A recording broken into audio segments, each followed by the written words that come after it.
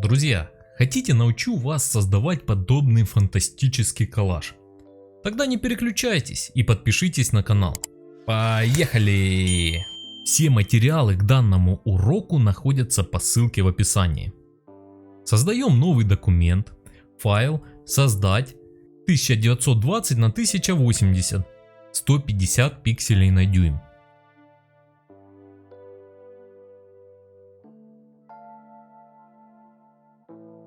Инструментом перемещения переносим поле на созданный нами документ. Переносим небо туда же. Подтаскиваем так, чтобы небо занимало 2/3, а поле 1/3 кадра. И поле и небо подгоняем по ширине нашего кадра, то есть под размер 1920. Добавляем маски этим слоям. И на маске слоя с небом черной мягкой кистью маскируем море и соответственно проявляем поле. Клавишей X меняем цвет с основного на второстепенный и наоборот. Одним словом, с черного на белый, с белого на черный. И уточняем край неба. Не переживайте, если это выглядит пока не очень. Дальше все станет на свои места. Теперь давай затемним каждую из картинок. Создаем корректирующий слой цветовой тон насыщенность над слоем с полем и яркость выводим примерно на -40. Зажатой клавишей Alt перетягиваем корректирующий слой цветовой тон насыщенность выше слоя с небом. Таким образом мы дублируем слой с пониженной яркостью. С зажатой клавишей Alt подведите курсор к границе слоев, пока не появится пиктограмма квадратика со стрелочкой, и нажмите левой кнопкой мыши. Таким образом вы создали обтравочную маску из слоя цветовой тон насыщенность, и он теперь будет влиять только на слой с неба. Повторите то же самое с корректирующим слоем, который относится к полю. Добавляем еще один корректирующий слой – кривые, чтобы еще подкорректировать полученный фон. Прошу заметить, что данный слой не является обтравочной маской для какого-либо слоя, поэтому он влияет на все нижестоящие слои. Чтобы смягчить переход между небом и полем, добавим дымку. Создаем новый слой и белой мягкой кистью зарисуем границу.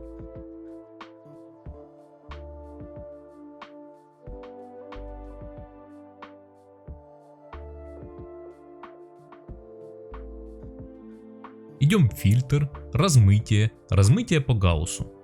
Ставим примерно 82 пикселя. Снижаем непрозрачность данного слоя до 82%. На маске слоя с небом черной и белой кистью доработаем переход. Напомню, что черным цветом мы маскируем, а белым проявляем. Инструментом перемещения чуть опустим слой с небом.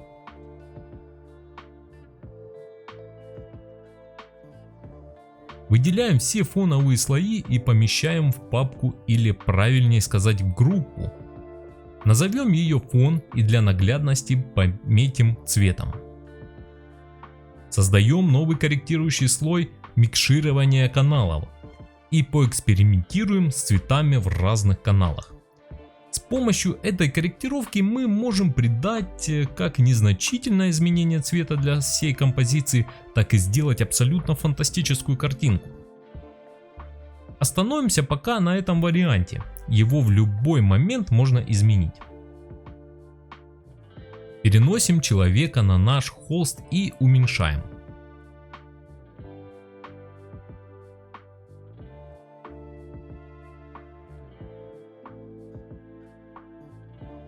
Выбираем инструмент выделения объектов. Так как объект у нас несложный, то режим поменяем с лассо на прямоугольник и выделяем человека. Добавляем маску этому слою.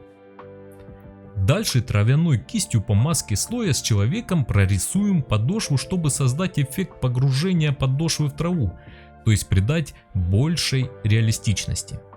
Травяные кисти и все материалы к этому видео можете найти по ссылке в описании.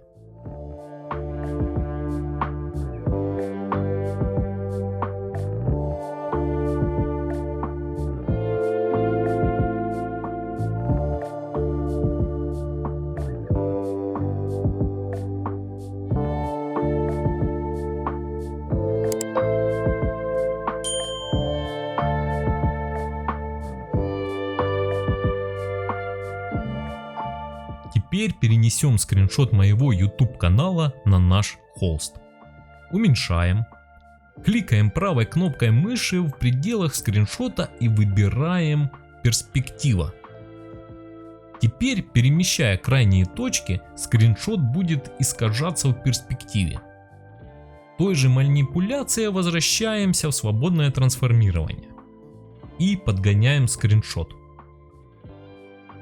Выделяем слой с человеком, отметим его красным цветом, если что, это чисто для эстетов. И идем в редактирование «Марионеточная деформация». Ставим точки. В целом 3-4 точки достаточно. И взявшись за точку на голове, наклоняем голову чуть ниже, чтобы его взгляд падал примерно на середину скриншота. Создаем новый слой над слоем с человеком и на нем будем рисовать тень. Сначала большой мягкой кистью с непрозрачностью примерно 21% сделаем набросок общей большой тени, а потом маленькой кистью дорисуем тень от человека. Проверяем линию тени, проводим прямую линию через верхнюю точку скриншота и макушку человека. Таким образом мы увидим, куда должна доходить тень. В нашем случае мы почти угадали. Можно человека чуть-чуть увеличить.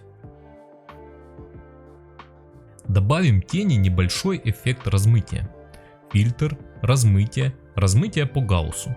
И ставим где-то 15 пикселей. Выделяем слой с человеком. Внимание! Слой, а не маску. Зажатой клавишей Ctrl кликните по миниатюре слоя, чтобы сделать выделение, и черной мягкой кистью с непрозрачностью 19% затемните заднюю часть человека. Ctrl-D снимите выделение. Добавьте новый корректирующий слой цветовой тон насыщенность. Сделайте его обтравочной маской к слою с человеком и снизьте яркость примерно на -55. Теперь черной мягкой кистью по маске слоя прорисуйте перед человека. Этой манипуляцией мы создадим эффект освещения, которое падает на лицевую часть человека от скриншота.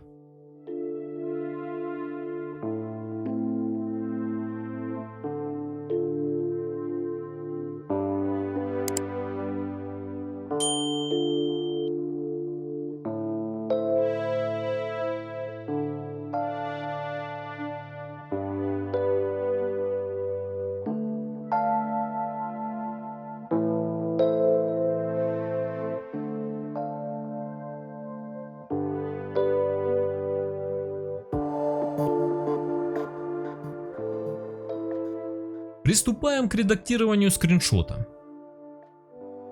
Выделяем слой со скриншотом и переводим его в режим наложения «Экран». Режим наложения «Экран» черный цвет превращает в прозрачный. Дублируем слой со скриншотом. Заходим в параметры наложения и ставим галочку «Внутреннее свечение». Выставьте параметры внутреннего свечения, как показано на экране.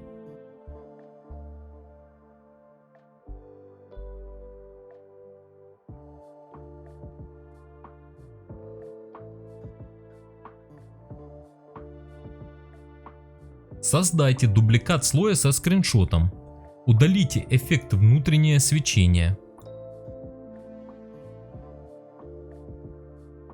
Преобразуйте слой в смарт-объект. Идите в фильтр, размытие, размытие по Гауссу и установите 100 пикселей. Дублируйте полученный слой. Двойным кликом зайдите в фильтр размытия по Гауссу и установите размытие на 300 пикселей. Этими манипуляциями мы создали свечение вокруг скриншота. В самом верху создаем новый слой. Переводим его в режим наложения перекрытия. Выбираем инструмент кисть. Зажатой клавишей Alt берем образец светлого цвета со скриншота. И большой мягкой кистью с непрозрачностью примерно 19% рисуем на траве и окружении свет, исходящий от скриншота.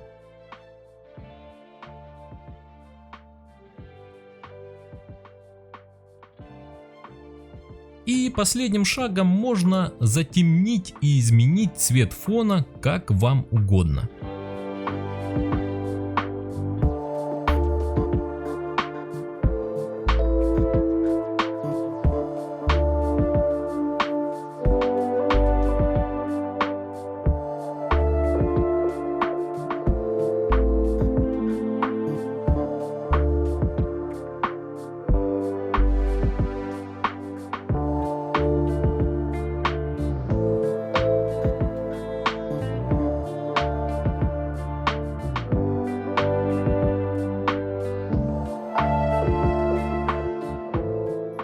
Друзья, если вам понравился урок, обязательно поставьте лайк и напишите комментарий. Поделитесь этим видео в своих соцсетях. Также вы можете поддержать канал донатом или подпиской раннего доступа на Boosty. При этом ваше имя появится в начале следующего ролика и в титрах последующих. Все ссылки в комментариях. Увидимся!